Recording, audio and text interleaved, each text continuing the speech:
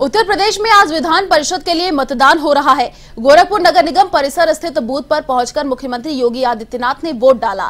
गौरतलब है कि राज्य में स्थानीय निकाय की 36 विधान परिषद सीटों पर चुनाव हो रहे हैं, जिनमें से 9 सीटें बीजेपी निर्विरोध जीत चुकी है।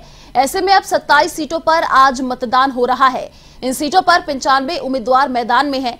इनकी किस्मत का फैसला 58 जिलों की 739 बूथों पर 1,20,657 मतदाता करेंगे। इन सीटों पर बसपा और कांग्रेस के मैदान में न होने से सपा और बीजेपी के बीच सीधी टक्कर है, जबकि कुछ सीटों पर निर्दलीय के उतरने से मुकाबला त्रिकोणीय है। बीजेपी ने सभी 27 सीटों पर उम्मीदवार उतारे हैं, वहीं सपा ने 25 सीटों पर अपना कैंडिडेट उतारा है, तो गाजीपुर सीट पर निर्दलीय प्रत्याशी को समर्थन कर रही है। इसके अलावा एक सीटों पर सपा की सहयोगी आरएलडी चुनाव लड़ रही है। वहीं राजा भैया की जनसत्ता पार्टी से प्रतापगढ़ सीट पर अक्षय प्रताप सिंह है, तो वाराणसी सीट पर माफिया ब्रिजेश सिंह की पत्नी अन्नपूर्णा सिंह और आजमगढ़ सीट पर बीजेपी के एमएलसी यशवंत सिंह के बेटे निर्दलीय किस्मत आजमा रहे हैं।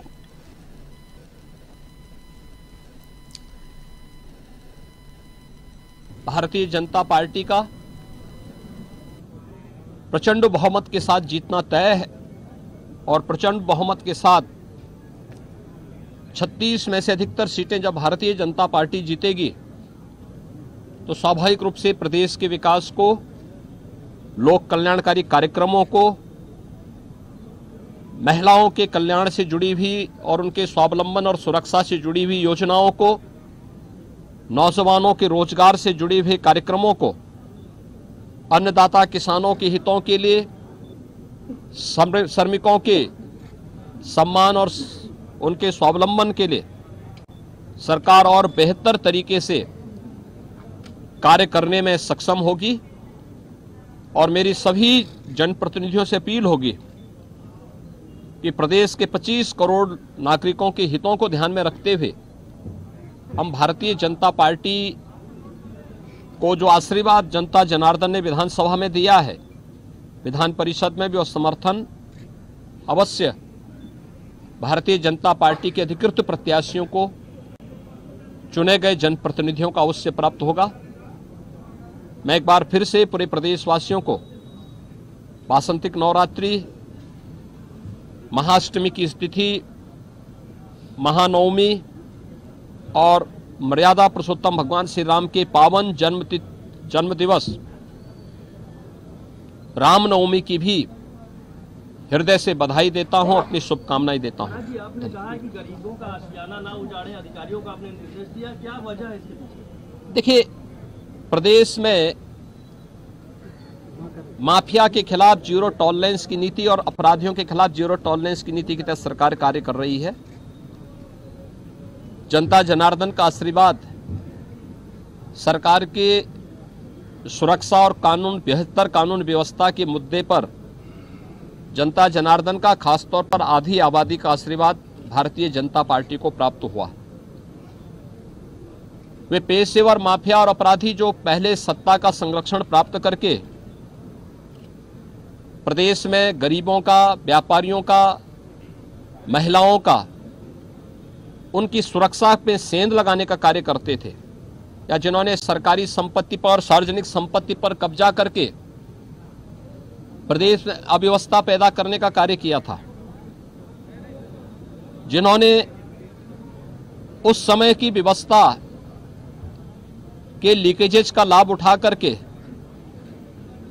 उस समय भ्रष्टाचार को बढ़ावा दिया था, तो पिछली सरकारों के कार्यकाल के दौरान जिन्होंने अनैतिक रूप से, अवैध रूप से शासकीय संपत्ति पर, सार्वजनिक संपत्ति पर, गरीबों की संपत्ति पर, व्यापारियों की संपत्ति पर कब्जा किया हुआ है, एंटी भूमाफिया टास्क फोर्स वर्तमान में पूरे प्रदेश के अंदर उस अवैध कब्जे से मुक्त करने के एक बृहद कार्यक्रम को आगे बढ़ा रही है। हम लोगों ने अब तक 2500 करोड़ रुपए की संपत्ति माफियाओं का, पेशेवर माफिया, इसमें पेशेवर अपराधी भी हैं, भूमाफिया भी हैं, खनन माफिया भी हैं, वन माफिया भी हैं, पशु माफिया भी हैं, इन सभी माफियाओं से जुड़ी हुई उस संपत्ति को जब्त किया है और उस पर प्रभावी कार्रवाई चल रही है। और इसी खबर पर अधिक जानकारी के लिए संवाददाता दुर्गेश यादव हमारे साथ फोन लाइन पर जुड़ चुके हैं। जी दुर्गेश, देखिए यूपी में विधान परिषद के चुनाव शुरू हो चुके हैं, कड़ी टक्कर बीजेपी और समाजवादी पार्टी में देखी जा रही है, क्या जानकारी अभी मिल पा रही है?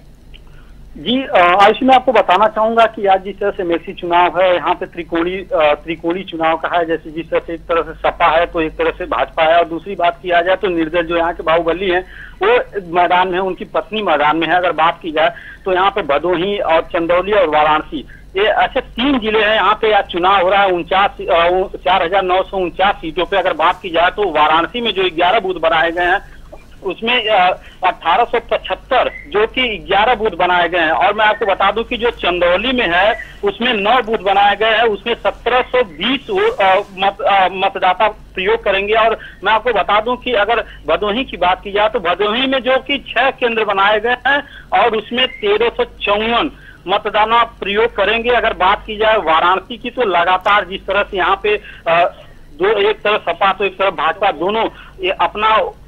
दोनों विपक्ष और पक्ष और एक तरह से निर्दल दोनों अपना प्रयोग कर रहे हैं और जितना जान लगा सके उतना लगा रहे हैं। और दूसरी बात की जाए तो यह देखना है कि आज इतना मतदाता प्रयोग करेंगे, अब किसके खाते में कितना सीट जाती है और किसकी विजयी होती है।